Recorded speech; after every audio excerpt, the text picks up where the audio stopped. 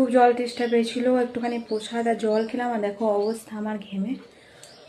তো এই যে এবার রান্না বসাতে, এখানে দেখো ছোট ছোট আলু নিয়ে নিয়েছি, এগুলো দিয়ে এখন সিদ্ধ বসিয়ে দেবো। একটুখানি আলুর দম করব।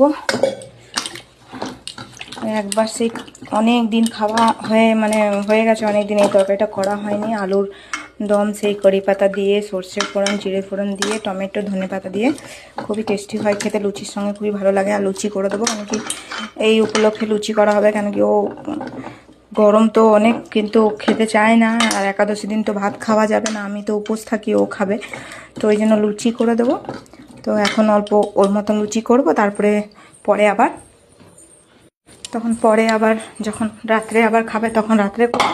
এখন কিছুটা ময়দা মেখে নেবো, আর মেখে এখন কিছুটা লুচি করে নেবো, আর বাকিটা পরে করবো। তো আলুগুলো ধুয়ে নিলাম ভালো করে, এবার জল দিয়ে সিদ্ধ করে নিই। যা গরম লাগছে, আমার তো মনে হচ্ছে মরে যাবো এই গরমে আমি। তো দেখো বন্ধুরা, এখানে কড়াই বসিয়ে দিয়েছি, ঘি দিয়ে দিলাম। আর এখানে গাজর দেখো ভালো করে কেটে ধুয়ে করে নিলাম, বেটে নিলাম। আর এদিকে আমার আলু সিদ্ধ হয়ে গেছে, একদিকে আলুর তরকারি করব। কারি পাতা তুললাম গাছ থেকে। তো এবার দেখো ঘিটা গরম হয়ে গেছে, এখন আমি কিন্তু গাজরের হালুয়াটা বানাবো। তো আমি কিন্তু দিয়ে দেবো এর মধ্যে।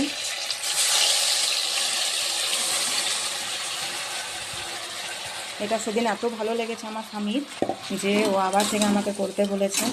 তো আজকে আমি ভাবলাম যে এটাই করে দিই। আজকে একাদশী আছে, তো খাওয়া হয়ে যাবে দিয়ে। মিষ্টি একটা জিনিস হয়ে যাবে ঘরেই।